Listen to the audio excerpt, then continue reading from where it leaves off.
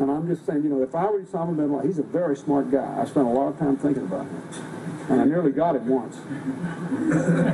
I nearly got him. And I could have killed him, but I would have had to destroy a little town called Kandahar in Afghanistan and kill 300 innocent women and children. And then I would have been no better than him. And so I didn't do it.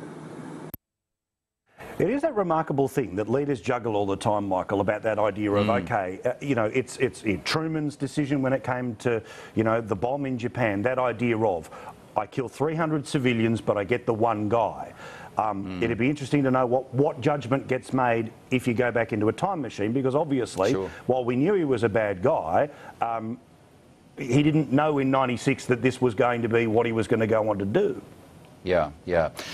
Well, look, you're absolutely right. And, of course, Clinton has another black mark against his name, which was what happened in Rwanda. And he says in his diaries, in his autobiography, that he should have intervened in Rwanda and he didn't, and there was a massive slaughter that took place there and the Americans did nothing. And this is the great quandary for America. When do they intervene as the world's policeman and when do they not? Should they intervene in Iraq? Should they intervene in Syria?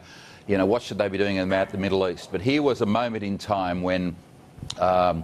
fortuitous, you know, terribly for the world, this man, bin Laden, was allowed to continue with his terrorist activities. Clinton was made aware of where bin Laden was on a... He doesn't give us the date on that tape, as you'll hear. He doesn't mention the date, but he's obviously told by the CIA or American Special Forces, bin Laden is in Kandahar, Mr. President.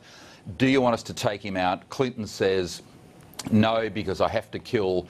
You know, they're obviously using a bomb. We'd have to kill innocent men and women. So he tells these business people in Australia that on September 10. Wow. And, of course, in the days after that, Paul, everyone's ringing each other saying, my God, did you remember what he said at the meeting, that he could have killed bin Laden and he didn't? And thousands, of course, were killed in the World Trade Center bombings. And, of course, the world changed. The world changed. And, of course, we've never been the same since, whether it's airport security, whether it's planes not flying over countries that are at war.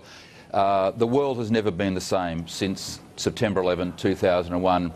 And there's President Clinton admitting just a few hours before it happened that he could have taken out bin Laden but decided not to. So it was an extraordinary thing for the President to say. And don't forget, by that stage, he'd only been out of office for 10 months. He left office in early 2001, so his remarks were very, very current. And what's very definite is that I'm pretty sure that he's dropped that part of the anecdotes and the after-dinner speaking circuit in the past couple of years. Best not to talk about it, methinks.